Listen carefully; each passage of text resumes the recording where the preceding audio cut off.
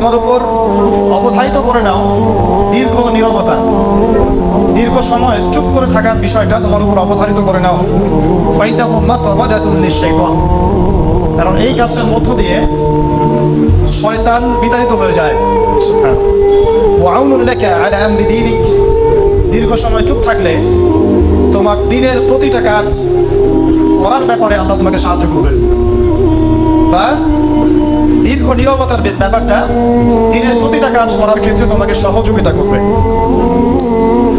আমি বললাম জিদনি ইয়া রাসূলুল্লাহ, ইয়া রাসূল সাল্লাল্লাহু আলাইহি ওয়াসাল্লাম, আমাকে আরো বাড়িয়ে দিন, আরো কিছু বলুন, আরো কিছু ওসিয়ত করুন।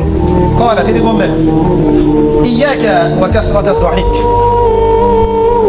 সাবধান থাকবে, বেশি বেশি হাসবে না। ফাইন্নাহু ইউমিতুল কলব, কারণ যারা অধিক পরিমাণে হাসাহাসি করে তাদের কলব মরে যায়, তাদের কলবের মৃত্যু ঘটে। ওয়া ইয়াযহাবু বিনূরি ওয়াজহি, এবং চেহারার মধ্যে নূর চলে যায়, চেহারায় কোনো জ্যোতি বা নূর থাকে না। কুলতু জিদনি ইয়া রাসূলুল্লাহ, ইয়া রাসূল সাল্লাল্লাহু আলাইহি ওয়াসাল্লাম, আমাকে আরো বাড়িয়ে দিন, আরো কিছু ওসিয়ত করুন। ক্বালা, এবার তিনি বললেন সাল্লাল্লাহু আলাইহি ওয়াসাল্লাম, কুলিল হাক্কা ওয়া ইন কানা মুররান, সর্বদা সত্য কথা বলবে, সত্যের উপর থাকবে যদিও এটা অন্যের কাছে তিক্ত হয়। সত্য কথা বলবে যদিও এটা তিক্ত শোনায়। কুলতু জিদনি ইয়া রাসূলুল্লাহ, তিনি বলছেন আমি বললাম হে আল্লাহর রাসূল, আরো বাড়িয়ে দিন আমাকে।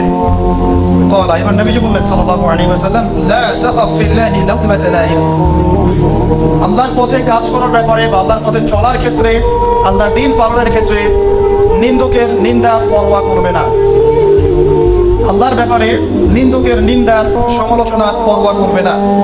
কুলতু জিদনি ইয়া রাসূলুল্লাহ, তিনি বললেন আমি বললাম যে আরো বাড়িয়ে দিন ইয়া রাসূলুল্লাহ আমার জন্য। নবী করিম সাল্লাল্লাহু আলাইহি ওয়াসাল্লাম বললেন ক্বাল লিয়াহজুসকা আনিন নাস মা তা'লামু মিন নাফসিক, যখন মানুষের ব্যাপারে তোমার নেগেটিভ কোনো মন্তব্য করতে হয় বা কারো ব্যাপারে যদি নিন্দা করতে চাও, এরকম ইচ্ছা জাগে মনের মধ্যে, তাহলে আগে চিন্তা করবে যে এই দোষটা তোমার মধ্যে আছে কিনা। অর্থাৎ নিজের নফসের খেয়ালটা তুমি আগে বেশি নেবে অন্যের নিন্দা করার আগে।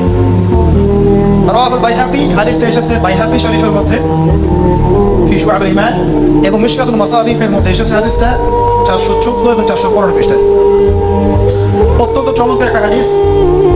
আজকে আমরা ইনশাআল্লাহ আযজা ওয়া জাল এই হাদিসের উপরে সামান্য কিছু কথা বলে আমাদের আলোচনা শেষ করব ইনশাআল্লাহ তাআলা। আবু যর রাদিয়াল্লাহু আনহু একজন বিশিষ্ট সাহাবী, আপনারা জানেন, যার ব্যাপারে নবী করিম সাল্লাল্লাহু আলাইহি ওয়াসাল্লাম বলেছিলেন, আবু যর, তুমি খুব নরম মানুষ, তাই কখনো দায়িত্ব চেয়ে নিও না, কারণ তোমার উপরে যদি দুইজন মানুষের দায়িত্ব দেওয়া হয়, তোমাকে যেন ছুরিবিহীন জবাই করে দেওয়া হয়। আবু যর রাদিয়াল্লাহু আনহু খুব আধ্যাত্মিক নরম মনের মানুষ ছিলেন। তিনি নবী সাল্লাল্লাহু আলাইহি ওয়াসাল্লামকে খাস করে বলছেন, এটা আমভাবে নয়, আমি যেমন আমভাবে সবার উদ্দেশ্যে কথাগুলো বলছি, এভাবে আমভাবে নবীজি এই কথাটা তাকে বলেন, বরং খাসভাবে বলেছেন, পার্সোনাল নসিহত, ইন্ডিভিজুয়ালি বলেছেন। তিনি বলছেন হে আল্লাহর রাসূল, আমাকে কিছু নসিহত করো, কিছু ওসিয়ত করো। ওসিয়ত কি জিনিস? যেমন কেউ চলে যাওয়ার আগে ওসিয়ত করে, বাবা ইন্তেকাল করছে তার আগে ওসিয়ত করে, মাকে দেখিস, হ্যাঁ বন্ধুদেরকে খোঁজ খবর রাখিস, সন্তানদের ব্যাপারে খোঁজ খবর রাখিস, ইত্যাদি। ওসিয়ত করা মানে যে কথাগুলো আমরা অক্ষরে অক্ষরে পালন করতে চাই, প্রতিশ্রুতি ব্যক্ত করি, এরকম কথা, কনভারসেশন। একটু চিন্তা করেন, নবী করিম সাল্লাল্লাহু আলাইহি ওয়াসাল্লাম যদি আপনাকে আমাকে খাস করে কোনো জায়গায় ডেকে নিয়ে কথাটা বলতেন, কেমন হতো? মনে করেন নবী সাল্লাল্লাহু আলাইহি ওয়াসাল্লাম জীবিত আছেন বা আমরা তার সাক্ষাৎ পেয়েছি, আর আমরা কেউ একজন আমাদের মধ্যে গিয়ে থেকে বললেন, ইয়া রাসূলুল্লাহ, আমাকে কিছু নসিহত করেন, আমাকে খাস করে কিছু ওসিয়ত করেন, তখন এই ওসিয়তগুলো স্পেশাল হবে এবং আপনি আমি কখনোই চাইবো না জীবন চলে গেলাম এগুলোর কোনো একটা আমরা ছেড়ে দেই, তাই না? আবু যর রাদিয়াল্লাহু আনহু এই সুযোগটা নিয়েছেন। নবী সাল্লাল্লাহু আলাইহি ওয়াসাল্লাম বলছেন, প্রথম যে উসিকা বিতাকওয়াল্লাহ, আমি তোমাকে সর্বপ্রথম ওসিয়ত করছি তুমি আল্লাহকে ভয় করো। তাকওয়া কি জিনিস?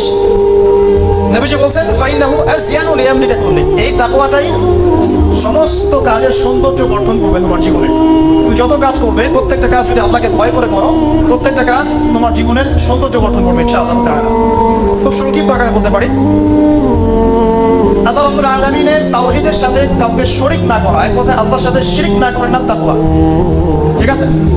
আল্লাহ এক, আল্লাহ অদ্বিতীয়, তিনি মহাবিশ্বের স্রষ্টা, আমাদের স্রষ্টা, সৃষ্টিকর্তা, পালনকর্তা, রিজিক দাতা, জীবন মৃত্যুর মালিক, বিধান দাতা। এই প্রত্যেকটা কনসেপ্ট আল্লাহর জন্য খাস করার নাম হচ্ছে তাওহীদ। এখানে যদি আমরা কাউকে সমকক্ষ দাঁড় করি তাহলে শিরক হয়ে যাবে। এই শিরকটা তিনভাবে হয়ে থাকে। মানুষ চিন্তার ক্ষেত্রে শিরক করতে পারে। কেউ যদি মনে করে মহাবিশ্বের কোনো স্রষ্টা নাই তাহলে শিরক করবে। কেউ যদি মনে করে স্রষ্টা আরও একজন আছে বা একাধিক আছে তাহলে শিরক করবে। কেউ যদি মনে করে যে আল্লাহ ছাড়া কেউ ইবাদত পাওয়ার যোগ্য, আল্লাহ ছাড়া অন্য কাউকে চেষ্টা করা যায়, নাউজুবিল্লাহ, আল্লাহ ছাড়া কেউ প্রয়োজন পূরণ করতে পারে, কেউ সন্তান দিতে পারে, কেউ কল্যাণ করতে পারে, কেউ অকল্যাণ করতে পারে ইত্যাদি, আল্লাহ ছাড়া কেউ বিধান দেওয়ার মালিক, এরকম কনসেপ্ট যার মনের মধ্যে আছে, এটা হচ্ছে আকীদাগত শিরক বা চিন্তাগত শিরক। আমি কি বোঝাতে পারছি? 2 নাম্বার, কাজের শিরক। যেমন কেউ যদি আল্লাহকে সিজদা না করে অন্য কাউকে সিজদা করে, কর্মগত শিরক করছে। আল্লাহ পাকের হালালকে কেউ যদি হারাম করে নেয়, কর্মগত শিরক করেছে। আল্লাহ পাকের হারামকে কেউ হালাল করে নেয়, কর্মগত শিরক করেছে। আল্লাহর কাছে দোয়া না করে মৃত মানুষের কাছে দোয়া করে শিরক করেছে। এগুলো কাজ করতে গিয়ে শিরক করেছে। ইভেন আল্লাহর নামে কসম না করে অন্য কারো নামে কসম করলেও শিরক হয়ে যায়।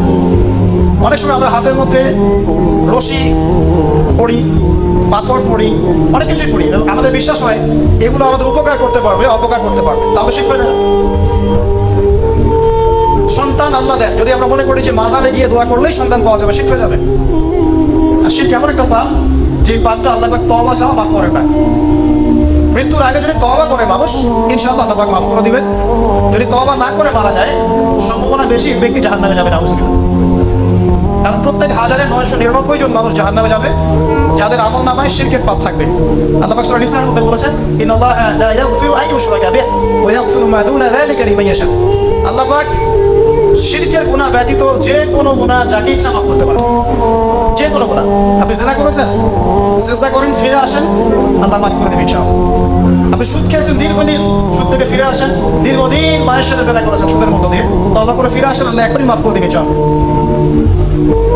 আপনি খুন করেছেন মানুষকে, যদি আপনি চিন্তা করেন যে আমার একটা অপরাধ হয়েছে, তবে আপনি তওবা করে খালেসভাবে ফিরে আসেন, আল্লাহ মাফ করে দেবেন ইনশাআল্লাহ। ব্যভিচার করেছেন, বিবাহিত হওয়ার পরেও জিনা করেছেন, এই ব্যক্তির কিন্তু পৃথিবীতে বাঁচার আসলে কোনো অধিকার নাই। তারপরেও যদি সে গোপনে তওবা করে ফিরে আসে রাতের অন্ধকারে, আল্লাহ চাইলে মাফ করে দেবেন ইনশাআল্লাহ। যে কোনো পাপ আল্লাহ পাক যাকে ইচ্ছা মাফ করতে পারেন, শিরক ছাড়া। শিরক যদি তওবা না করে মারা যায়, বেশিরভাগ সম্ভাবনা হচ্ছে সে জাহান্নামে যাবে। আরেকটা ডেঞ্জারাস বিষয় হচ্ছে, শিরক করে মারা গেলে কবরে মান রব্বুক উত্তর দিতে পারবে না। যারা মান রব্বুকে উত্তর দিতে পারবে, নিঃসন্দেহে তারা কখনো শিরক করে নাই, আল্লাহ পাকের তাওহীদের উপরে ছিল। আমরা শিরকের অনেক কিছু বুঝেছি, আধুনিক একটা শিরক বুঝি না। আধুনিক শিরক এটা যেমন আল্লাহ পাক যা নাযিল করেছেন, এখানে যে বিধানগুলো আছে এগুলোকে যদি কেউ ডিনাই করে বা এগুলোকে পাশ ফিরিয়ে অন্য কোনো বিধানকে বেজার মনে করে, আল্লাহর বিধানের চাইতে বেজার মনে করে বা সমকক্ষ মনে করে, এটাও শিরক। এটাও শিরক। আল্লাহ পাক কিছু হালাল করেছেন, আমরা যদি মনে করি এটা হারাম, তাহলে শিরক। এটাও শিরক। সূরা তাওবা 31 নম্বর আয়াতটা পড়ে দেখবেন ইনশাআল্লাহ তাআলা। যাই হোক, তাকওয়ার প্রথম স্টেজ হচ্ছে আমাদেরকে শিরক করা যাবে না, তাওহীদে থাকতে হবে ইনশাআল্লাহ তাআলা। 2 নম্বর, আল্লাহ পাকের যত আদেশ আছে এগুলোকে মেনে চলার নাম তাকওয়া। ফর এক্সাম্পল সালাত, সাওম, সাদাকা, হজ, উমরা, যাকাত, সত্য কথা বলা, পিতামাতার খেদমত করা ইত্যাদি যতগুলো আদেশ কোরআন এবং সুন্নাহর মধ্যে আছে, এগুলোকে মেনে চলা তাকওয়ার পরিচয়। 3 নম্বর, আল্লাহ পাকের যত নিষেধ আছে এই সমস্ত নিষেধগুলোকে বর্জন করার নামও তাকওয়া। শুধু আদেশ মানলাম, নিষেধ বর্জন করলাম না, এটা আসলে প্রকৃত তাকওয়ার পরিচয় নয়। আজকে আমরা মাশাআল্লাহ সবাই সালাত করেছি, কালকে সকালে যদি আমরা সুদ লেনদেন করি, আমার মধ্যে তাকওয়া আসলে নাই। আমি ধর্মীয় জীবনে পাক্কা মুসল্লি হলেও অর্থনৈতিক জীবনে পাক্কা সুদখোর থেকে গেছি। এই অবস্থায় যদি তওবা না করে মারা যায়, মায়ের সাথে জিনার অপরাধ নিয়ে কিয়ামতের মাঠে উঠবে ইনশাআল্লাহ। এটা আমার কথা না, নবী সাল্লাল্লাহু আলাইহি ওয়াসাল্লাম বলেছেন, সহিহ বুখারীর হাদিস। যে কোনো আলেমকে জিজ্ঞাসা করবেন, যে কোনো মাদ্রাসায় যাবেন, যে কোনো প্রকাশনী বুখারী শরীফ কেনেন না কেন, হাদিসটা পাবেন। যে ব্যক্তি 1 দিরহাম সুদ খেলো, সে যেন 36 বার জিনা করলো। আপনি যদি জানেন যে আপনার ক্লোজ কোনো ফ্রেন্ড বা আত্মীয় বা whoever he is সে জিনা করে বেড়ায় বা মেয়েদের সাথে, একাধিক মেয়ের সাথে তার সম্পর্ক আছে, ইলিগাল রিলেশনশিপ, আপনি নিশ্চয়ই তার দিকে সম্মানের দৃষ্টিতে তাকাবেন। আখিরাত জামান এমন একটা যুগ যেখানে সুদ থেকে বাঁচা সো ভেরি ডিফিকাল্ট। এখানে হাজারে খুব কম মানুষই সুদ থেকে বাঁচতে পারবে। যারা বেঁচে থাকবে তাদের গায়েও সুদের ছিটা ফোটা এসে লাগবেই লাগবে, কারণ পুরো বিশ্বের ইকোনমিক সিস্টেমটাই সুদ ভিত্তিক। এটা পরিপূর্ণরূপে ইসলামিক ধাঁচে সাজানো এখন সম্ভব বলে মনে হচ্ছে না। আমরা চেষ্টা করতে পারি। সম্ভব কখন হবে? যখন শেকড় উপরে আসবে। আর শেকড় কখন উপরে হবে? যখন মালহামা হবে। আর মালহামা কখন হবে? যখন মদিনার গুরুত্ব কমে যাবে এবং জেরুজালেমের গুরুত্ব বেড়ে যাবে। আর যখন মাহদী আসবেন, ঈসা ইবনে মারইয়াম আসবেন, তখন পৃথিবীতে ইনশাআল্লাহ আযজা ওয়া জাল ইসলাম ব্যতীত কিছুই বাকি থাকবে না। তখন ইনশাআল্লাহ তাআলা উপরের লেভেল থেকে সুর বলতে কিছু থাকবে না ইনশাআল্লাহ। তবে এখন কি করবেন? ফাত্তাকুল্লাহা মাসতাতা'তুম। এখন এতটুকু করবেন, ফাত্তাকুল্লাহা মাসতাতা'তুম, তোমরা সাধ্যমতো আল্লাহকে ভয় করো। আপনার সাধ্যে যতটুকু কুলায় এতটুকু আপনি দূরে থাকবেন। পারতপক্ষে চেষ্টা করবেন সুর যেন আপনার গায়ে না লাগে। আল্লাহ পাক বোঝার তৌফিক দান করুন। আমিন।